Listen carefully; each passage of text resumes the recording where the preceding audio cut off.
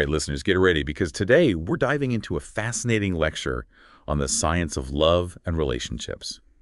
We're about to unpack some seriously interesting ideas like how much science can we really apply to something like love? It's funny you should ask that. What's intriguing about this expert is his ability to blend insights from, the usual suspects like psychology and sociology, but then he brings in, got this, quantum physics. Quantum physics and love. Okay, I'll admit, I was skeptical at first too.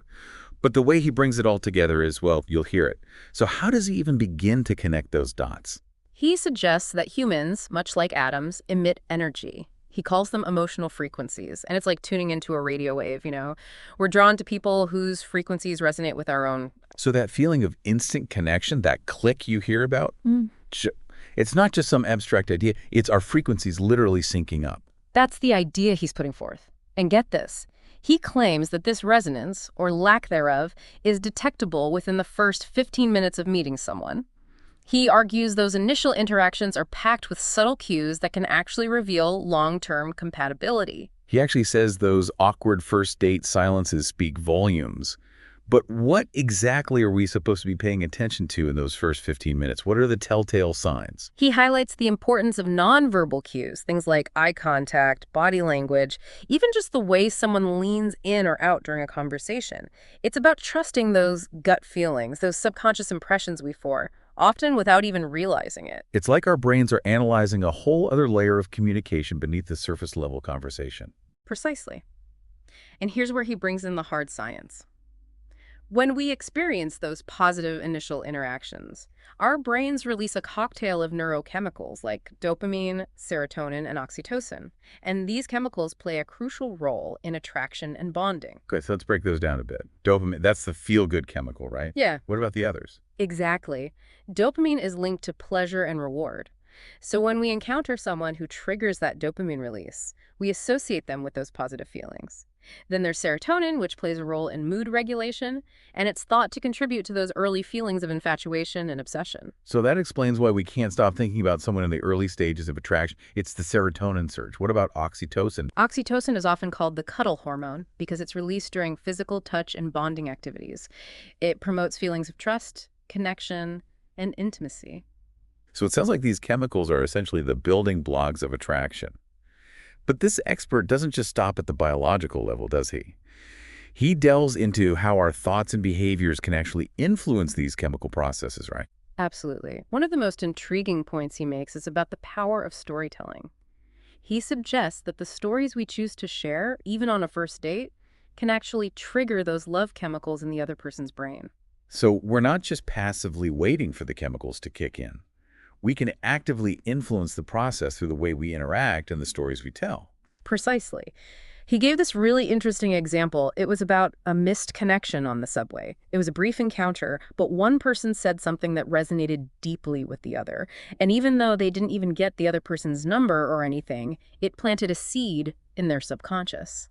That's fascinating. Even a fleeting interaction can leave a lasting impact. It's like our subconscious minds are always on the lookout for those moments of connection, even when we're just going about our daily routines. Exactly. And this brings us to another fascinating point from the lecture, the concept of archetypes. Okay, archetypes, those universal symbols that resonate with us on a deep, often unconscious level. How do they play into all of this? The expert argues that just as we respond to certain colors, shapes, and sounds, we also have innate responses to specific archetypes. Think about how companies use logos to evoke certain emotions, like a sleek, minimalist logo might convey sophistication, while a bright, playful logo might suggest fun and accessibility. So we're subconsciously drawn to certain types of people based on the archetypes they embody. Is that what he's saying? In a way, yes. He uses this example of eagles and ducks, which I know might sound a little out there. Ducks and eagles. You mentioned this earlier. Really curious to hear where this goes. Okay, so he uses the eagle as a representation of dominance and power. Majestic, impressive, but also potentially intimidating. Okay, I'm starting to see where you're going with this. He suggests that in the context of dating, projecting that eagle archetype, even unintentionally, say, through a picture of yourself with an eagle statue or something, can sometimes be a turnoff. It can trigger that primal instinct in others to back away from a perceived threat. So it's not about eagles being bad, per se, but rather about being mindful of the subconscious messages we might be sending. Exactly. It's about understanding how these archetypal symbols can influence our perceptions and interactions. And what about the ducks? Where did they fit into this whole eagle-duck dichotomy? He uses ducks to illustrate the opposite end of the spectrum, often seen as gentle, naive, easily led. Okay, poor ducks. They're getting a bit of a bad rap here. Well, his point is not to belittle ducks, but rather to highlight the importance of self-awareness. If we're not conscious of our own subconscious tendencies and the signals we might be putting out there, we risk becoming like those ducks, vulnerable to manipulation or simply unaware of the dynamics at play. So it's about being aware of our own inner eagle, or inner duck, and how those archetypes might be influencing our interactions. Precisely. He emphasizes that understanding these archetypes is not about trying to manipulate others or present a false image. It's about gaining a deeper understanding of ourselves and how we navigate the complex world of relationships. It's like learning a new language, the language of the subconscious. So we've talked about the science of attraction, the power of storytelling, and the role of archetypes. What other insights does this expert have up his sleeve? What's the secret sauce to creating those truly deep and lasting connections? He argues that the foundation of any successful relationship is real, meaningful conversation. Oh, okay, that makes sense. Yeah. But he's not just talking about small talk, right? Definitely not. He's talking about those deep, soul-bearing conversations that allow you to truly understand another person's values, dreams, fears, all those things that make them tick. The kind of conversations that can take months, even years, to fully unfold. Exactly. He believes that building true intimacy requires investing time in those conversations.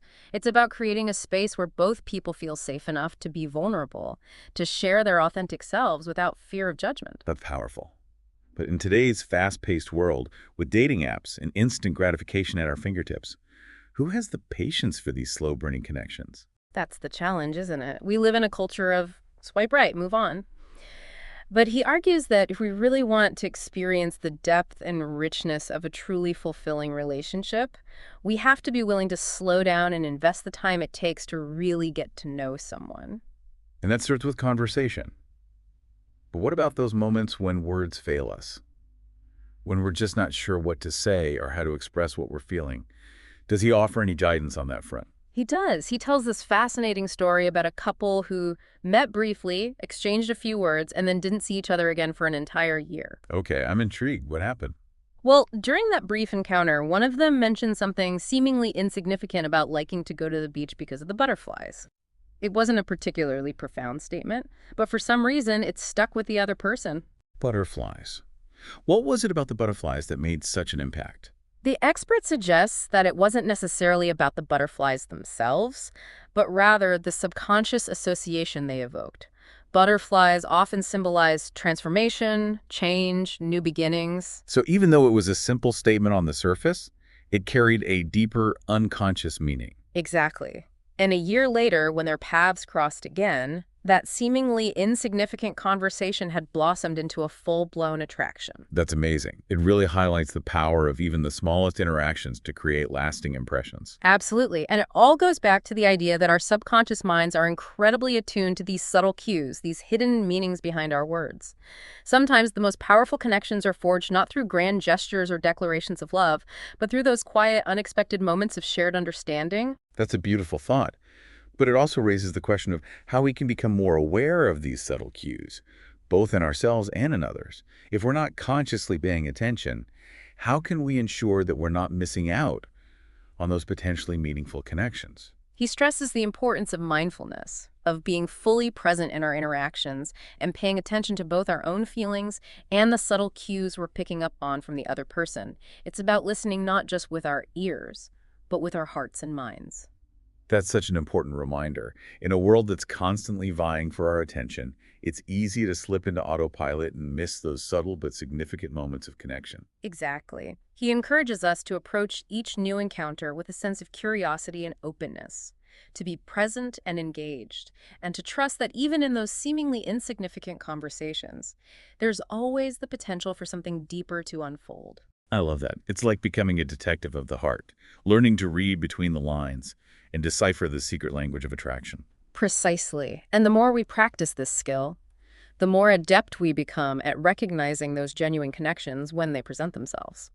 This has been such an enlightening conversation. But before we wrap up, I'm curious to know if this expert offers any final words of wisdom, any practical advice for putting these insights into action. He does, and it's surprisingly simple yet profound. He encourages listeners to focus on cultivating self-awareness. He believes that by understanding our own emotional blueprints, our attachment styles, our communication patterns, our deepest fears and desires, we become better equipped to navigate the complexities of love and relationships. That makes a lot of sense, because how can we truly connect with someone else if we don't first understand ourselves? Exactly. He stresses that self-awareness is an ongoing journey, not a destination. And as we learn and grow, our capacity for love and intimacy expands as well. I completely agree. So much of finding love is about understanding who we are, what we want, and what we need to feel happy and fulfilled. And then having the courage to pursue those things, both within ourselves and in our relationships. This has been an incredibly insightful deep dive. We've covered so much ground, from the science of attraction to the power of storytelling to the importance of self-awareness. Is there anything else you think our listeners should keep in mind as they embark on their own journeys of love and connection? I think the most important takeaway is that love is not a passive experience. It's an active choice we make every day to show up, to be present, and to nurture those connections that bring us joy and meaning. Beautifully said. And on that note, let's move into our final thoughts. So much to think about. If our listeners walk away from this deep dive remembering just one thing, what should it be? You know, throughout this whole lecture, what really struck me was the overall message of hope and empowerment. He reminds us that we aren't just passive bystanders in our own love stories, right? Have a say in it. Exactly. We have the power to create the relationships we desire. But it all starts with self-awareness, right? Understanding ourselves and the forces at play around us. It's like he's handed us this incredible toolkit, insights from psychology, sociology, even quantum physics. And now it's up to us to use these tools to build stronger, more fulfilling connections. Exactly. He really encourages us to be more intentional in our interactions, to be more aware of the subtle cues we're both sending and receiving. It's about approaching love with curiosity, openness, and a willingness to learn and grow along the way. This deep dive has definitely given me a lot to think about. I'm catching myself noticing these subtle cues in my own interactions now. The way someone's body language changes when they're really engaged, the hidden meanings behind the stories we tell each other. It's like a whole new level of awareness has been unlocked. That's amazing to hear. And remember, the self-awareness thing, it's a lifelong journey, not a destination. There's always more to learn about ourselves and the people we connect with. That's so true. So to our listeners out there, the next time you find yourself in those first 15 minutes with someone new, remember what we've talked about today. Pay attention to those subtle cues, those gut feelings. Listen with your heart and mind. And don't be afraid to let your true self shine through. You never know what amazing connections might be waiting to be discovered. That's it for us today. Until next time, happy connecting.